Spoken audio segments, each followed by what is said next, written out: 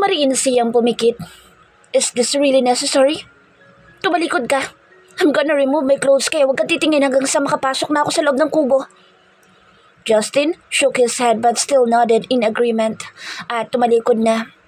She immediately removed her clothes at piniga ang mga ito bago isinampay. Mabilis din siyang pumasok sa malikabok na kubo at nagsumiksik sa isang sulok. Sandaling nagpaalam si Justin na isisilong muna ang kabayo. Pumayag naman siya at mataman itong hinintay. He's not going to leave her, right? Ilang sandali pa ay bumalik naman si Justin at itinuloy ang paghubad sa natitirang saplot nito. Mabilis siyang lumingon sa kabilang bahagi para hindi makita ang hubad nitong katawan. Pumasok na din si Justin sa loob at akmang lalapit sa kanya nang iniharang niya ang kanyang dalawang kamay. Oops, dyan ka lang. Huwag kang lalapit dito. Agad niyang saway. Narinig niya mahinang pagtawad ng lalaki at umupo na sa kabilang bahagi parap sa kanya.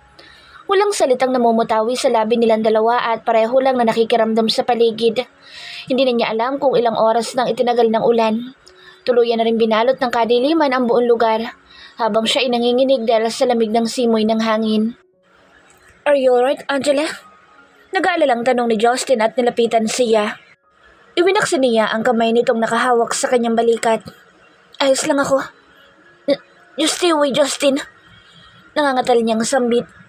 This won't do. Mi amor, you're shaking. Marahang anas nito at pumasto kung saan napapagitnaan siya na magkabilang hita nito. Hindi na siya nagprotesta pa nang kabigin siya nito palapit sa katawan ng lalaki. His warmth somehow lessened the coldness she is feeling. Nang tumingala siya ay tumama sa kanyang ilong ang mabango nitong hininga. Stop moving. You're making my body so damn hard. Mi amor. Paus nitong wika. Her heartbeat is racing. Bumibigat na din ang paghinga ni Justin. She doesn't know what got into her subalit idinampi niya ang kanyang labi sa malambot nitong labi. Tonight is the night where she will not feel any inhibitions. He wants him for real. Even just for tonight. Bahagyang inilayo ni Justin ang mukha nito sa kanya at huminga ng malalim. You need to stop me, amor. Or else what? Halos pabulong niyang tanong. I'm going to claim every inch of your body right here, right now. You can stop me once I've started, mi amor. I'm warning you. Humihingal na itong sambit. She felt his hard manhood poking on her thigh while she was sitting in front of his parted legs. Napakagatlabi siya. Pakiramdam niya ay sinisilaban siya sa init na kanyang nararamdaman ng mga oras na iyon. She doesn't want anything but to be claimed by him. Then, claim me, Justin. She gives him a peck on his lips. I'm all yours tonight. Napangakit pa niyang bulong. Justin released a loud sigh. Don't patience.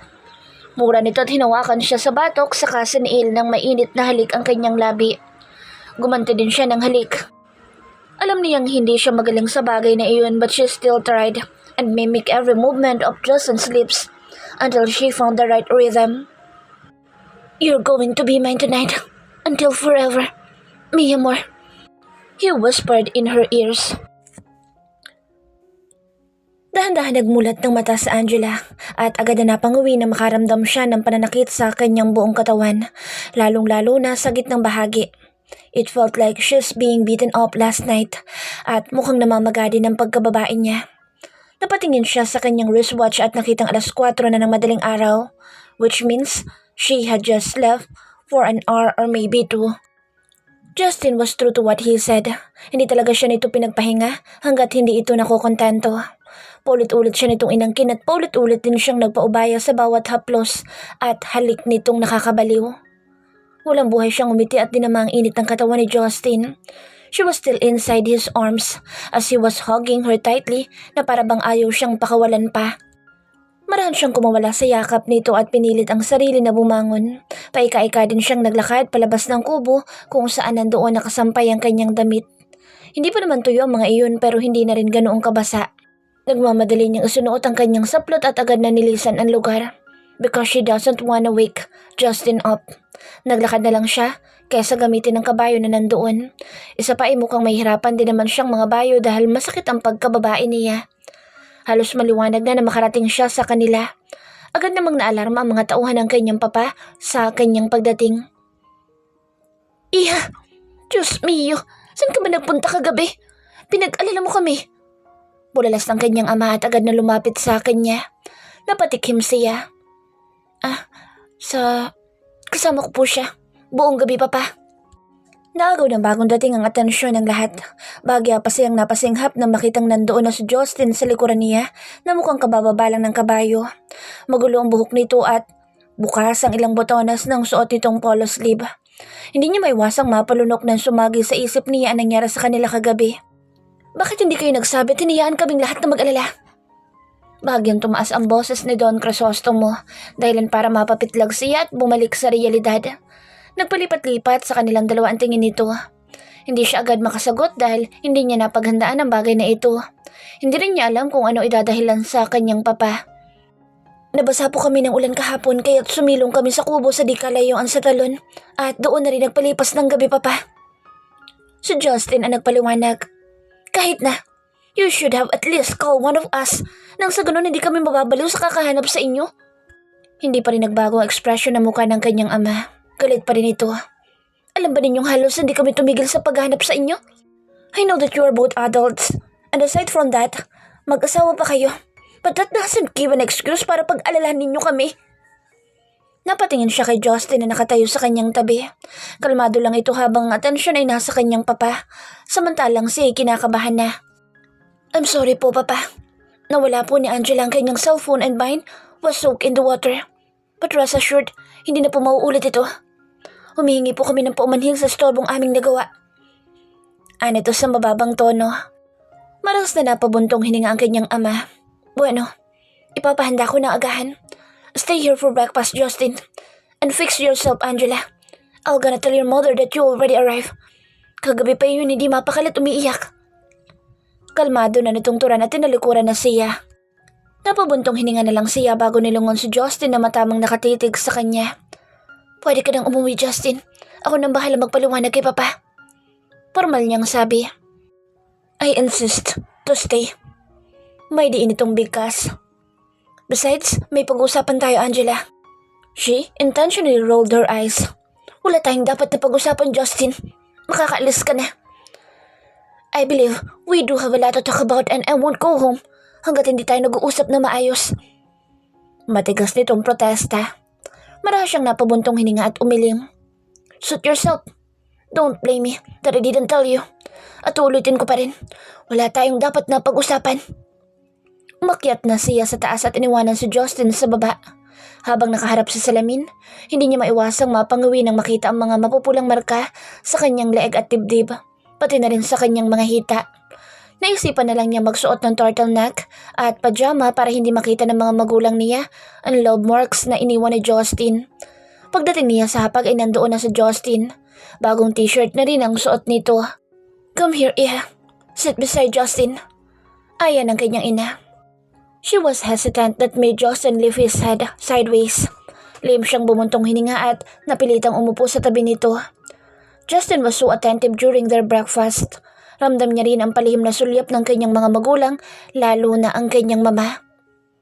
The two of you seem fine together. Nagkaayos na ba kayo? Hindi na napigilan pang itanong ni Amira. She immediately looked at her mother. Matamis naman itong umiti sa kanya. She flinched when Justin touched her hand, which was resting on the table, and squeezed it gently. We're still working on it, Mama. Tugon ni Justin. Marahas siyang lumingon sa lalaki at pinanlakihan nito ng mata. He can't give her parents a false hope, pero wala siyang lakas ng loob na kontrahin ang sinabi nito.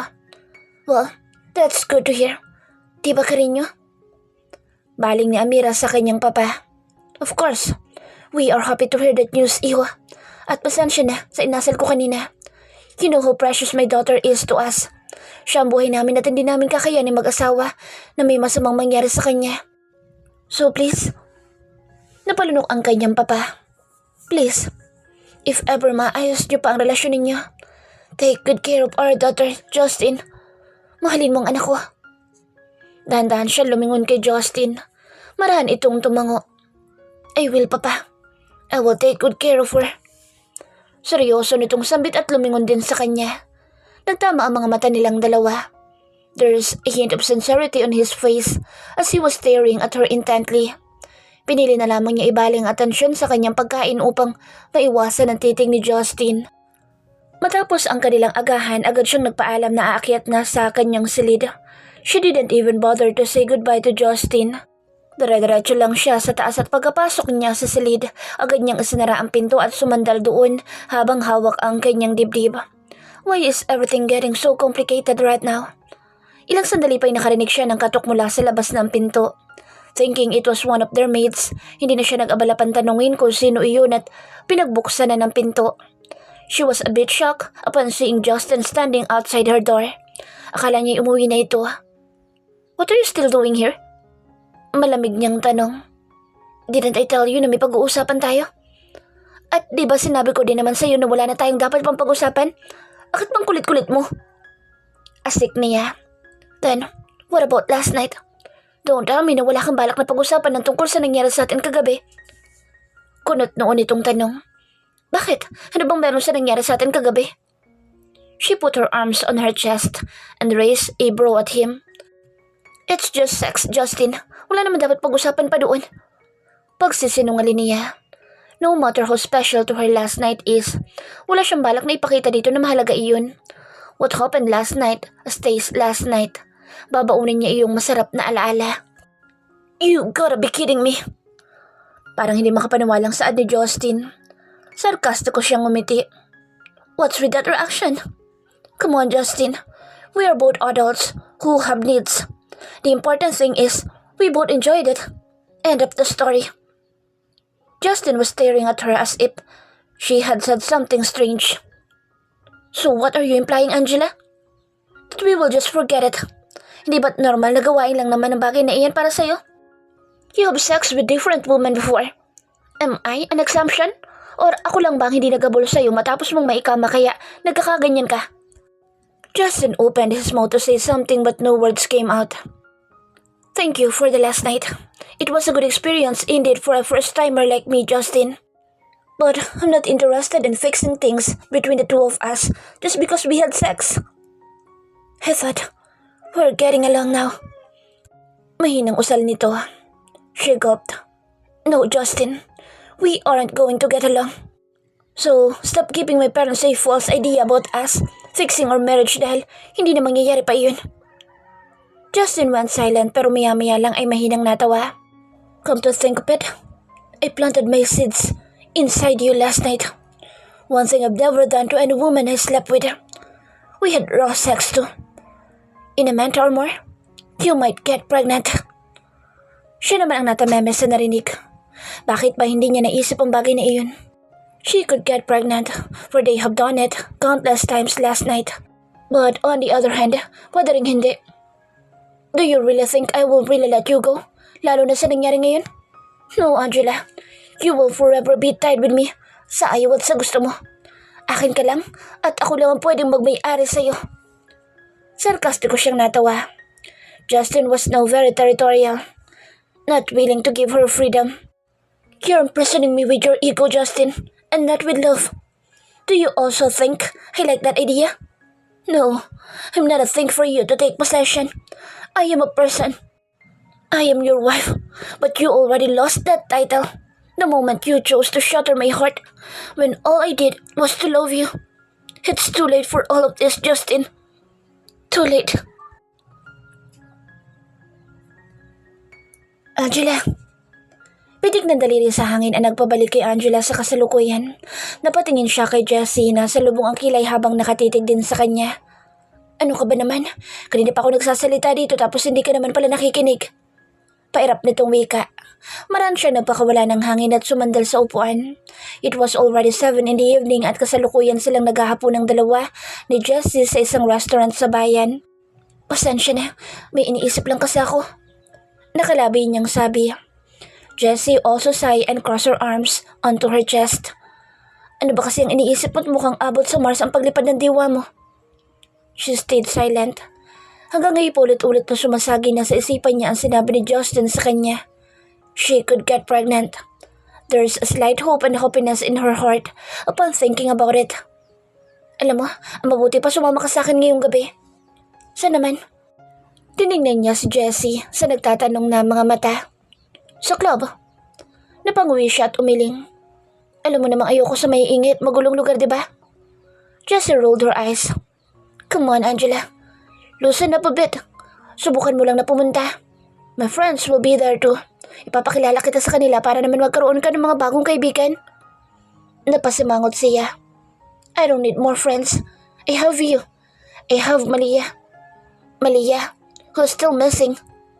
Putol nito sa sasabihin niya. Abby betrayed you. James was busy in Manila. Nicolo was nowhere to be found at malamang sumuot na naman ko sa anggiyera iyon. I don't mean anything but I just don't want you to be lonely. Malay mo rin makahanap ka ng lalaking para sa iyo ngayong gabi. Ngumisi ang pinsan niya sa huling pangungusap na sinabi nito. Nailing na lang siya. Next time na lang, Jess. Sus, lagi na lang next time. Tatanda na lang tayo, hindi ka pa nakakapasok sa ganoong lugar. Iningusan niya lang ang pinsan. Restroom muna ako ha. Intayin mo ako. Baka mamaya bigla ka nalang mawawala na parang bula dito sa mesa. Pinalakay niya ito ng mata na ikinatawa lang ng babae. Tumayo na siya at tumiretso sa woman's comfort room para umihi. She was about to get out of the toilet nang may narinig siyang dalawang babaeng nag-uusap papasok.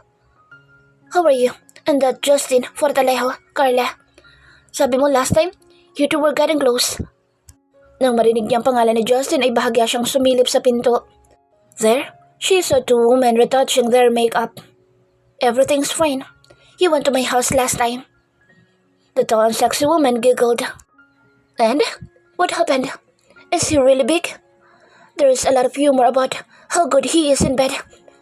Excited naman tanong ng isa. Her heart began thumping loud while anticipating the woman named Carla's answer. That's what they say. Pumunta siya sa bahay ko last time but we didn't have sex because he went home immediately dahil hindi niya daw na-i-off yung stove niya. Maybe that's the reason why his house was burned down later that morning. Ganun ba? Sayang naman. Tunog panghihinayang ng kausap ni Carla. Ano bang sayang? There's always a next time. Busy lang yun sa ngayon pero I'm sure babalik iyon. At kapag nangyari iyon, I will make sure he will experience the best sex ever in his whole life na makakalimutan niya lahat pati na yung asawa niya. Ani Carla at sinabayan pa ng mabining halakak. Hindi naman sila bagay nun. Oo. Napahigpit ang kapit niya sa pinto kung saan siya nandoon. Nanikip ang kanyang dibdib sa narinig. So the reason why Justin didn't sleep with her at the vacation house last time dahil may nakaschedule na itong ibang katalik sa araw na iyon? Mierda. No, she found out how stupid she was. Nakakatawa siya. Ang tanga-tanga niya. Marami pang pinag-usapan ng dalawa bago lumabas ng comfort room.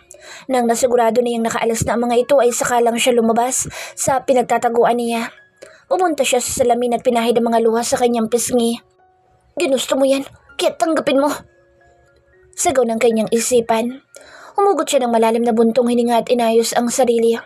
Her decision of not going back to him was really the best for her. Hey, ba't ang tagal mo sa loob? Nagtatakang tanong ni Jessie. Pilit siyang umiti. Nothing. I just made a phone call. Tumungo naman ang babae. Her eyes wandered around the restaurant and saw Carla from one of the tables along the corner. She even saw her smirk and smiled scornfully. Inlas niya ang tingin sa babae at ibinaling kay Jessie. The club that you told me about earlier? Can I come with you? Sandaling napaawang ang bibig ni Jessie pero agad ding nakabawi at ngumisi ng malaki. Sure, bakit naman hindi? We will make a blast tonight. Masayang bulalas dito at hinila na siya palabas ng restaurant. Malakas na tugtog ang bumungad sa kanya sa entrance ng club. Hinawakan naman ni Jessie ang kanyang kamay at hinila siya papasok. Dikit ka lang sa akin. Marami kasing tao basta Sabado ng gabi. Halos pasigaw nitong sabi habang nagsusumiksik sila sa mga tao para makiraan. Ilang sandali pa ay huminto sila sa isang table na may 3 lalaki at isang babae. Ipinakilala siya ni Jessie sa mga ito. Nolan is with his girlfriend Janine habang masaya naman nag-uusap si Jessie at Eric. Tumabi sa kanya ang lalaki na ngangalang Rafael. Here. Iniabot nito sa kanya isang baso ng alak. Ayaw niya sanang tanggapin pero tinanguan siya ni Jessie kaya't napilitan siya. Unang tikim niya inapangiwi siya dahil sa pait at hapdi nito sa lalamunan. Is this your first time? Natatawa pang tanong na Rafael. Nahiya naman siyang tumango. Ang isang basong alak na iniinom niya kanina ay nasundan pa ng isa hanggang sa hindi niya mabilang kung ilan. Nagsimula na din siyang makaramdam ng hilo pero gumaan naman ang mabigat niyang kalooban. You want to dance? Bulong ni Rafael sa kanyang tanga. Bagya pa siyang napahagikik dahil nakikiliti siya. Hindi ako marunong sumayaw. Pabulong din niyang sabi. It doesn't matter. Sabay lang tayo sa indak. Anito at hinapit na siya sa bawang. She didn't get a chance to refuse dahil dinala na siya nito sa gitna ng dance floor. Unay patangu-tangu lang sila hanggang sa sumabay na siya sa indayog ng tugtog. Rafael was hugging her behind while they were dancing but she doesn't seem to mind. Pawis na siya pero hindi pa rin siya tumigil. Pakaramdam niya ay malaya siya. Masaya ang paligid. Maraming nagtatawanan sa gitna ng malakas na tugtog. She didn't know that clubbing feels ecstatic until now that she experienced it herself. Natigilan siya nang maramdaman ang labi ni Rafael sa kanyang tenga. He was slowly licking her dahilan para magsimula na siyang manulak but because of the tight space due to many people who were enjoying their dance, mas lalo siyang nadiin sa katawan nito na sinamantala naman ng lalaki. He was slowly caressing her hips that made her wanna cry and regret that she came here. Just as when he was about to squeeze her butt, bigla na lang siyang nabitawan ni Rafael at bumulagta ito sa sahig. Nang tingnan niyang nasa kanyang harapan, napasinghap siya na mapagtantong si Justin iyon. He was fuming mad at akmang susuntukin pa ulit si Rafael subalit inawat na ito ni Sander. Enough dude, just take your wife out of here. Binalingan siya ni Justin at agad na hinila palabas ng club. Marahas siya nitong binitawan nang nasa parking lot na sila.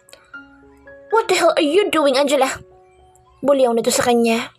She was about to cry nang maalala niya ang narinig niya kanina sa comfort room dahilan para umusbong ang galit niya para rito. Ano ba sa tingin mo ginagawa ko? I am enjoying my life, Justin. Ano ba karapatan mong setahin ako't bulyungan? Asik niya. Mas lalo lang nag-apoy ang galit sa mga mata ng lalaki. Enjoying? By what? Nag-enjoy ka habang hinihipuan ka ng gagong iyon? That bastard is taking advantage of you. Justin pointed a finger at her bago siya pinamewangan. May I just remind you that you're still married to me and I'm still your husband, Angela. Kaya may karapatan ako magalit. His last sentence made her laugh out loud. Married? We're getting an old, Justin. So stop being delusional at ano pa yung sinasabi mo? Husband? She scoffed. Kailan pa kita naging asawa? Baka nakakalimutan mo na sinabi mo sa akin noon. Mag-asawa lang tayo sa papel. So get lost at huwag mo kong pakialaman. Justin hiwasay. Kumalma na rin ang itsura nito. Let's go home, Angela. Sinubukan nitong hawakan ng kanyang kamay subalit pumiksi siya. Go home on your own. Just die and get out of my life, Justin. Dun ka na sa Carla mo. From his serious mood, his expression turned into amusement. Bakit? Mali ba sinabi ko? Carla's your new woman. Your fubo. Your mistress and because you are a flirty animal who loves sex, nakalimutan mong patayin yung stove which causes the fire in your vacation house. Malakas niyang sigaw. But Justin chuckled. Then his chuckle turned to laughter. Ano nakakatawa? Mataran niyang tanong. Justin shook his head at pilit na nagseryoso. I just realized something. Let's go home, mi amor. Hindi ako sasama sa'yo. Mariin niyang tanggi. Carla isn't my woman. Malumanay nitong pahayag. The stove isn't the reason for the fire either. I burned the whole house myself because you hated it. Sandali siyang natigilan. Is he telling the truth? But then, her instinct screamed that he is just lying to her kaya imbes na maniwala siya, ay nag-walk out na lang siya. But Justin still followed her. Come here, mi amor. Let's go home, please. Himig pagsusumamo nitong sambit pero hindi pa rin siya nakinig at nagpatuloy sa paglalakad. Hahanap na lang siya ng taxi kaysa makasabay kay Justin. But he is persistent at sinubukan siyang hawakan kaya naman nagpupumigla siya. Bitiwan mo ako sabi. Hindi ako sasama sa'yo. Sigaw niya. But Justin didn't listen. You're drunk. Let's go home. Nag-ipon siya ng iba yung lakas at buong lakas itong itinulak dahilan para mabitawan siya ni Justin. She was triumphant. Yet she heard a loud tug followed by a screeching noise from a car wheel. Dahan-dahan siya lumingon at ganoon na lang ang kanyang pamumutla Nang makita si Justin na nakabulagta sa daan, duguan at wala nang malay pa. Justin! Parang nahimasmasan siya sa kalasingan ng mga oras na iyon at agad na tumakbo sa kinaroroonan ni Justin. Justin! Wake up! I'm so sorry. Hindi ko sinasadya.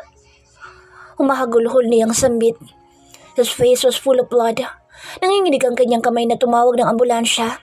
Luckily, Sander ran to their direction to check on what happened. Sander, help me! I didn't mean to push him. She cried. Tumango naman si Sander at hinawakan siya sa balikat. He'll be fine, Angela. Hindi nagtagal ay dumating na ang ambulansya at mabilis na isinakay si Justin. She was crying while whispering her sorry to her unconscious husband habang nilalapatan na ito ng first aid ng mga nurses na kasama nila. Ma'am, hindi po kayo pwedeng pumasok sa loob. Harang ng isang nurse at isinara na ang pinto ng emergency room. Nangina siya at muntik nang mapaupo sa sahig.